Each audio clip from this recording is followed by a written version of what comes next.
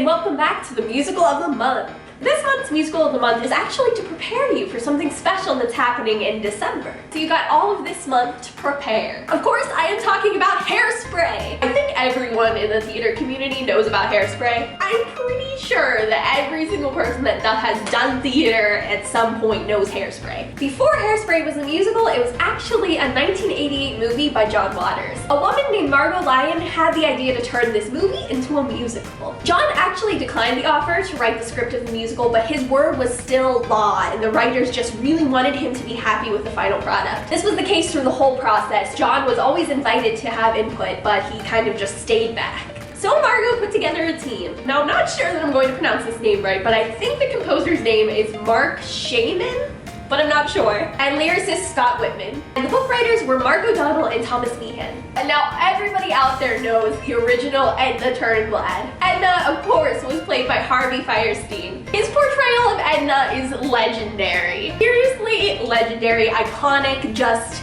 A+. To play the main role of Tracy Turnblad, they found Marissa Jarrett Whittaker. Those two were born to play these roles. Hairspray was actually inspired by a TV show. A real TV show called The Buddy Dean Show. Very similar to the Corny Collins show in Hairspray, The Buddy Dean Show was a teen music and dance show that ran from the late 50s to the early 1960s. John Waters would actually run home to catch this show. Both John and Margot grew up in Baltimore, and John took the show's director, choreographer, and set designer on a tour of Baltimore. Talk about authenticity. In May of 2000, some invited guests got to see a reading of the first act. Then, in December 2001, full-length readings were presented. And from those readings, $10.5 million were raised as the show's budget. Just 6 months later, the show had a pre-Broadway engagement in Seattle. Right from the start, right from when they started doing this show in Seattle, the crowd went wild night after night. People loved Hairspray. Something big that changed from the movie version to the musical version is actually Tracy. Tracy's character was definitely strengthened. According to John, the best change made is when Link leaves Tracy and she's really hurt and you really feel bad for her. Then she decides to go forward with the protest. That never happens in the movie, and it's a very good rewrite because it adds something else. Tracy loses something and then gets it back, and you believe it. I'm going to pop in some little trivia facts about Hairspray the musical. Good Morning Baltimore was actually the first song written for the musical, and it was inspired by Oh What a Beautiful Morning from Oklahoma. Originally during this song, the flasher was seen on stage, but that was cut.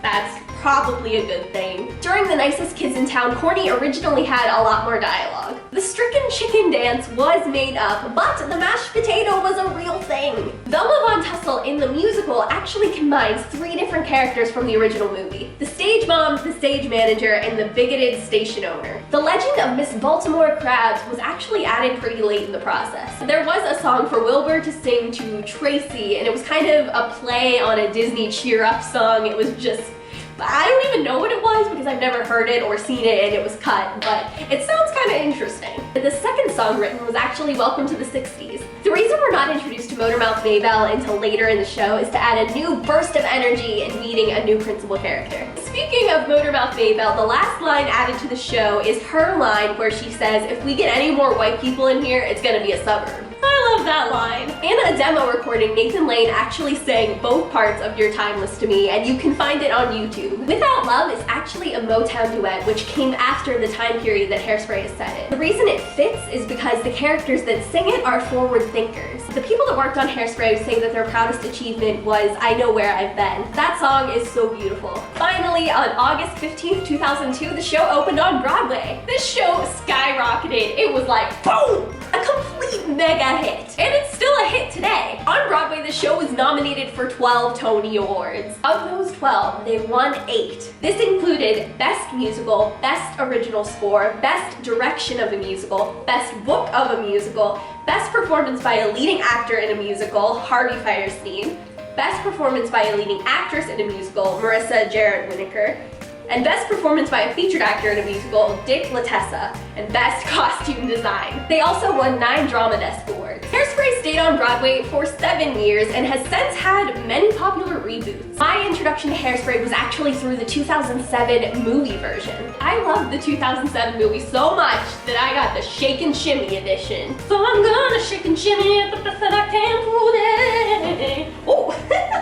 I hit the table, I was so excited. This movie version of the Broadway musical, so not a remake of the original movie, was directed and choreographed by Adam Shankman, who you guys might know from So You Think You Can Dance if you're a fan of that show. I'm a fan of that show. And it had a star-studded cast. People like John Travolta, Michelle Pfeiffer, Queen Latifah, Amanda Bynes, James Marsden, Zac Efron, Christopher Walken.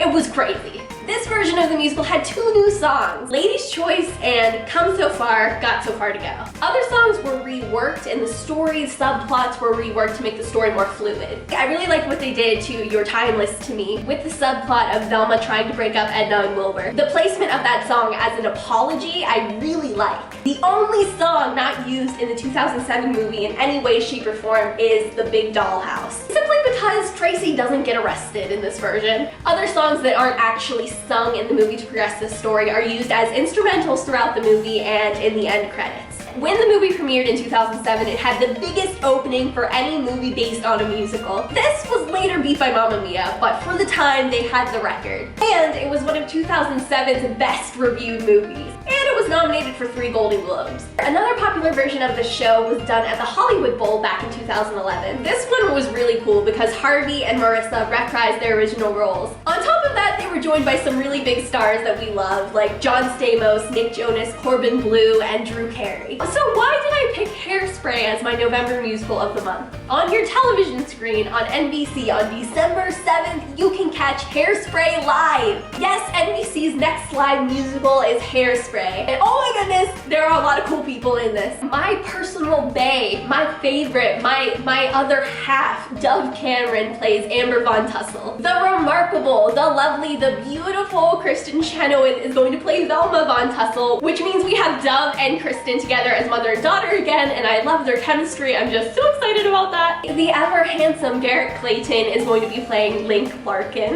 The fabulous Ariana Grande is going to be playing Penny Pingleton, which I'm really interested in seeing. The icon Harvey Firestein is going to be playing Edna once again. Yes, thank you. The beautiful, mega talented, wonderful, awesome, amazing Jennifer Hudson is going to be Motormouth Maybelle, which, oh, I'm going to cry.